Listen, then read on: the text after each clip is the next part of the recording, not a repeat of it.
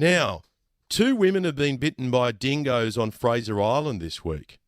They were mauled in separate attacks, and I notice in the statement authorities use the word Wangari for dingoes. Queensland's Department of Environment and Science says, and I quote, one of the Wangari lunged and bit the woman on the thigh. A member of the group threw a stick at the Wangari and scared them off. So if you're going to call dingoes Wangari and Fraser Island Gari, will we also use indigenous names for everything else, like the beaches and the trees and the sun and the sand and the stars? Kel Richards is our resident wordsmith and author, language expert, and you can go to ozwords.com.au, ozwords.com.au, and learn a whole lot about language from the one and only Kel Richards. Good morning, Kel. G'day, mate. Nice to talk to you again. I'm getting a little bit confused with all these dual names.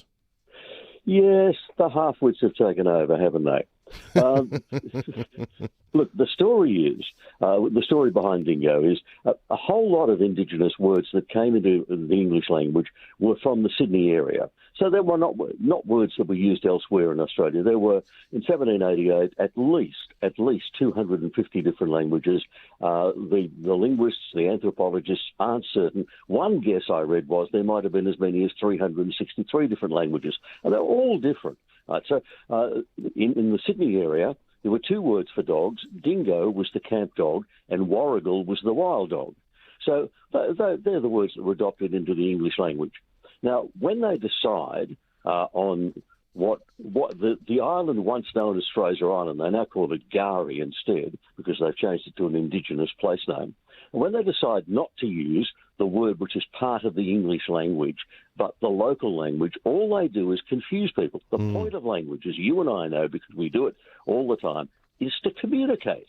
And in Australia, we don't speak Darug or any other local Indigenous language. We speak English.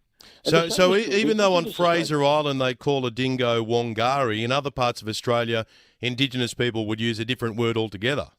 That's right, totally different. The word boomerang came from the Sydney area. If you were around the Perth Fremantle area in Western Australia, it was called a kylie. Same name as the singing budgie. So there are different names all over the place. Can I really quickly tell you a story? The word kangaroo comes from North Queensland because Captain Cook beached the Endeavour there to repair it, and went around while it was being done researching some language and pointed at those and said to the locals, "What's that big jumping thing?" And they said kangaroo. So they wrote down in their diary kangaroos. These things are called kangaroos. When they came to Sydney and settled in 1788, they started calling kangaroos kangaroos. The locals had never heard the word. They thought it meant animals. So they pointed to sheep and they called sheep kangaroos. The word was from North Queensland. Didn't mean anything in Sydney. And another word, and when the Prime Minister uses the word Makarrata, it's interesting. He says it like everyone understands what Makarrata is, and I have all these people on the text line saying, what's Makarrata? Because, of course, there's going to be a Makarrata commission as part of, this is down the track, of course, because if we have a voice, then there'll be truth and treaty. And you've revealed, I saw you on Peter Credlin's show a week or so ago on Sky, you said, well, Makarrata actually means treaty. It does. It's a Yolngu word from Arnhem Land, and it's got a range of meanings in Yolngu. But in English, all it means is treaty. It was picked up by a bloke named Nugget Coombs, a famous public servant who started an Aboriginal treaty committee in 1979. He chose that word to mean treaty. In 1985, the great poet Judith Wright wrote a book called We Call for a Treaty, in which she put that into circulation in English as the chosen Indigenous word for treaty. So every time anyone says Makarrata, they are saying treaty. So whenever our beloved Prime Minister says, I'm not in favour of a treaty, but I want a Makarrata, they're the same thing. And you know what, Kel, the reason this is crazy is there's so many beautiful Indigenous name places out there: Ku-ring-gai, Cronulla, Coogee, Cogra, Bondi, Barangaroo, Bennelong, Cabramatta, Parramatta. We've got all these wonderful Indigenous names already. Why do we need to double up?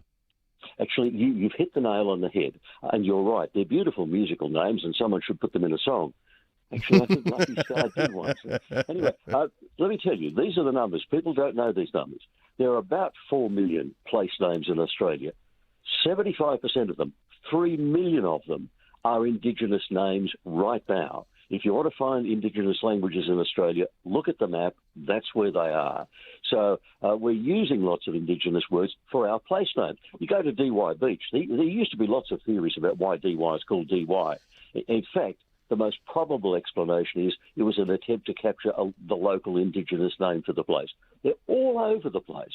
So we're already using lots and lots of Indigenous words, showing lots of respect to the local Indigenous people by naming the places as they told us they should be named. Spot on. We always learn something talking to you, and you can go to ozwords.com.au. Have a great weekend, Kel. Talk to you, mate. Kel Richards joining us on the line. For more of The Ben Fordham Show, watch live weekdays 5:30 till 9 a.m. on 2GB.com.